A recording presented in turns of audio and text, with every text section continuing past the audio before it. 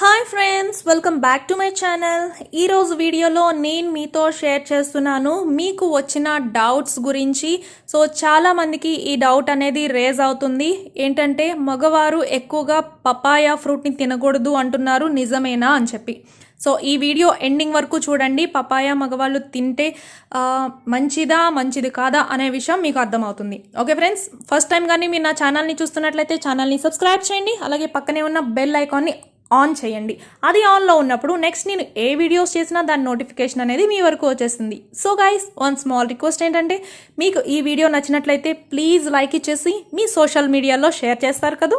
Okay, ఇప్పుడు టాపిక్లోకి వెళ్ళిపోదాం. ఈ పపాయ అనేది హెల్త్కి చాలా అంటే చాలా మంచిదండి. సో ఈ విషయం మనందరికీ తెలుసు.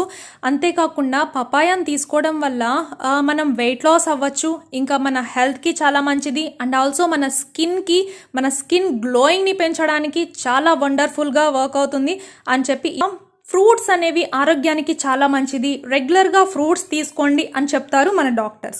ఇందులో శరీరానికి అవసరమైన ఎన్నో విటమిన్స్, మినరల్స్, న్యూట్రియంట్స్ అన్నీ కూడా ఉంటాయి. అందుకే వీటిని తీసుకోవాలి అని చెప్పి చెప్తూ ఉంటారు. కానీ కొంతమందిని బొప్పాయి పండుకు దూరంగా ఉండాలి అని కూడా చెప్తున్నారు మన డాక్టర్స్ వచ్చేసి. ఈ పండుని తీసుకోవడం వల్ల ఎలర్జీస్ వంటి సైడ్ ఎఫెక్ట్స్ కూడా ఉంటాయి.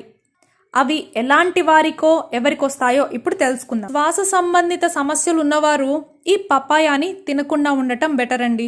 ఎందుకంటే చాలా మందికి బ్రీతింగ్ ఇష్యూస్ ఉంటాయి. కొంతమందిలో అనేక కారణాల చేత ఈ సమస్య అనేది ఉంటుందండి. ఈ శ్వాస సంబంధిత సమస్యలన్నీ ఎదుర్కొంటూ ఉంటారు. అలాంటి వారు ఈ పండుని తినద్దు అని చెప్తున్నారు మన వైద్య నిపుణులు. అలాంటి వారు ఈ పండు తినడం వల్ల ఎలర్జీ వచ్చే అవకాశం ఉందని చెప్తున్నారు. పపాయాలో పోపైన్ అని ఒక పదార్థం ఉంటుంది. సో దానివల్ల ఇలాంటి ఎలర్జిటిక్ కండిషన్స్ అనేవి వస్తాయంట. అందుకే ఈ సమస్యతో బాధపడేవారు పపాయాకి దూరంగా ఉంటే మంచిది అని చెప్పి చెప్తున్నారు. సో ఫ్రెండ్స్, శ్వాసకు సంబంధించిన సమస్యలు ఎవరికి ఉన్నా సరే ఈ పపాయా ఫ్రూట్ని తినకూడదు అనే ఒక్క విషయం మాత్రం గుర్తుపెట్టుకోండి. అది మగవారైనా సరే ఆడవారైనా సరే. చాలా జ్వరాలకు బొప్పాయి ఆకును మందుగా వాడుతుంటారు. వీటిని తీసుకోవడం వల్ల మన బ్లడ్లో ప్లేట్లెట్స్ కౌంట్ అనేది పెరుగుతుంది అని చెప్పి. అయితే హై ఫీవర్ ఉన్నప్పుడు మాత్రం ఈ పపాయా ఫ్రూట్ని అస్సలు తినద్దు అని చెప్తున్నారు డాక్టర్స్. ఇందులో గుణాలు జ్వరం ఉన్న సమయంలో సమస్యను మరింత తీవ్రత చేస్తాయి, ఎలర్జీలకు కారణమవుతాయి అని చెప్పి చెప్తున్నారు. కాబట్టి మీరు కూడా బొప్పాయిని ఎట్టి పరిస్థితిలో తీసుకోవద్దు హై ఫీవర్ ఉన్నప్పుడు మాత్రం. ఓకే, ఇంకా చాలామంది ఇబ్బంది పడుతుంటారు ఆస్తమా పేషెంట్స్ కూడా ఈ పపాయాన్ని తీసుకోవద్దు.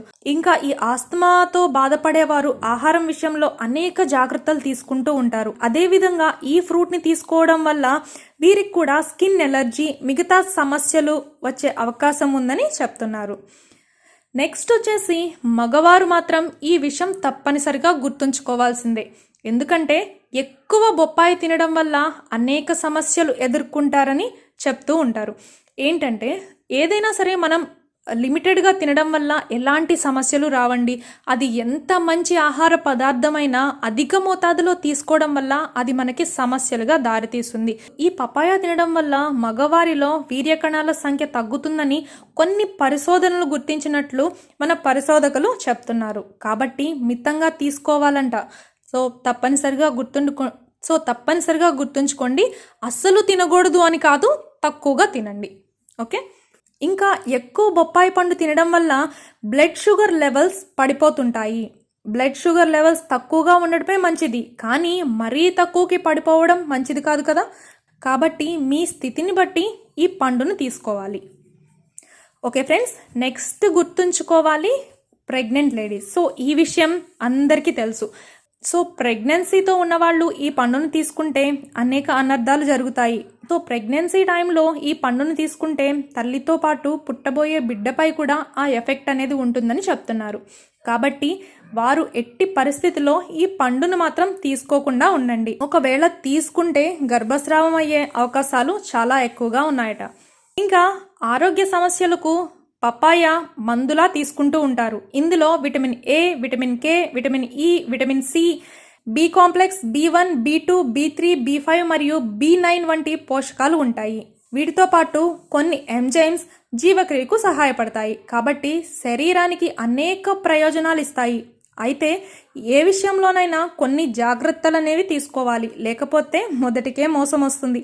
సో ఫ్రెండ్స్, ఈ కొన్ని విషయాలు కొంతమంది ఖచ్చితంగా గుర్తుపెట్టుకోండి. ఏదైనా సరే అధిక మోతాదులో తీసుకోకుండా ఉండడం చాలా మంచిది అనే విషయం ఇప్పుడు మనకి అర్థమైంది కదా. సో ఫ్రెండ్స్, మగవారు బొప్పాయిని తినకూడదా అంటే తినచ్చు, తక్కువగా తినండి, ఎక్కువ మోతాదులో తీసుకోకుండా ఉండండి. ఓకేనా ఫ్రెండ్స్? ఐ హోప్ ఈ వీడియో మీకు నచ్చింది అనుకుంటున్నాను. నచ్చితే డెఫినెట్గా లైక్ చేసి మీ సోషల్ మీడియాలో షేర్ చేయండి. ఇంకా మన ఛానల్ని సబ్స్క్రైబ్ చేసి సపోర్ట్ చేయండి. నెక్స్ట్ మరొక యూస్ఫుల్ వీడియోతో కలుసుకుందాం. Thanks for watching this video.